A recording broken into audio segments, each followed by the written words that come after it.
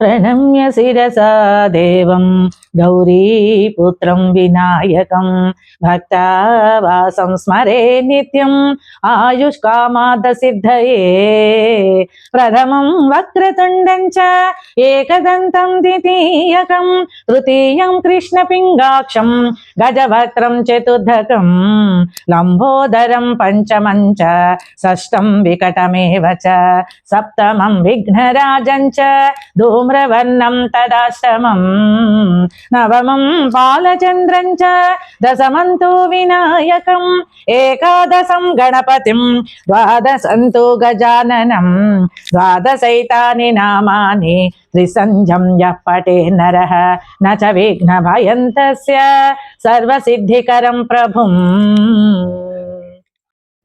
ప్రపంచ దేశాలన్నిటిలోనూ భారతదేశము కర్మ ధర్మ ధ్యాన పరాయణమై సర్వోత్తమమైన విశిష్ట స్థానాన్ని కలిగి ఉంది. అట్ట భారతదేశంలో హిమాలయాలాది పర్వతములు, గంగానది, నైమిషం మొదలైన ప్రదేశములలో చేసినటువంటి పూజ మరింత పవిత్రమైనదిగా చెప్పబడుతోంది. అంటే అనేక వేల కోట్ల ఫలితాన్నిచ్చేదిగా ప్రసిద్ధి చెందాయి. వైశాఖం, ఆషాఢం, కార్తీకం, మాఘం మొదలైన పవిత్రములైన పుణ్యదాయకములైన కాలములలో చేసే స్నానం, జపం, తపం మొదలైన వాని వల్ల వచ్చే పుణ్యం బగణ్యమైనది. అంటే ఇంత అని లెక్కకు రానిది.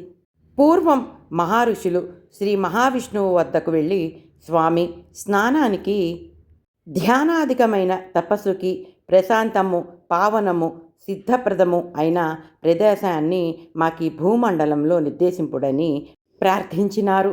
అప్పుడు శ్రీ మహావిష్ణువు వారితో, మహర్షులారా, నేను నా చక్రాన్ని విసురుతాను, అది ఎక్కడ పడుతుందో ఆ ప్రదేశము తృణకాష్ట జల సమృద్ధమైన తపోయోగ్యమైన ప్రదేశంగా గుర్తించండి అని చెప్పి తన చక్రాన్ని విసురుతాడు. ఆ మహావిష్ణువు యొక్క చక్రనేమి పడిన ప్రదేశాన్ని నైమిసారణ్యమని వ్యవహరిస్తూ సౌనకాది మహర్షులు అక్కడ స్థిర నివాసం ఏర్పరచుకున్నారు.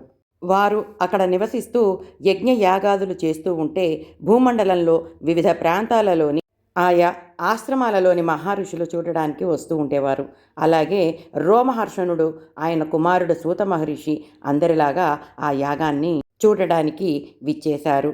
యాగం చేసే మునులు వాళ్ళని ప్రార్థించి విరామకాలంలో పుణ్యకరములైన కథలని, విశేషాలని చెప్పించుకునేవారు. అంటే నైమిసారణ్యంలోని ఆ ఆశ్రమంలో జపహోమాదులు లేనప్పుడు పుణ్యకథ ప్రవచనాలు అందరికీ ఆనందాన్ని, మనస్థైర్యాన్ని, భగవద్భక్తిని పెంపొందించేవి.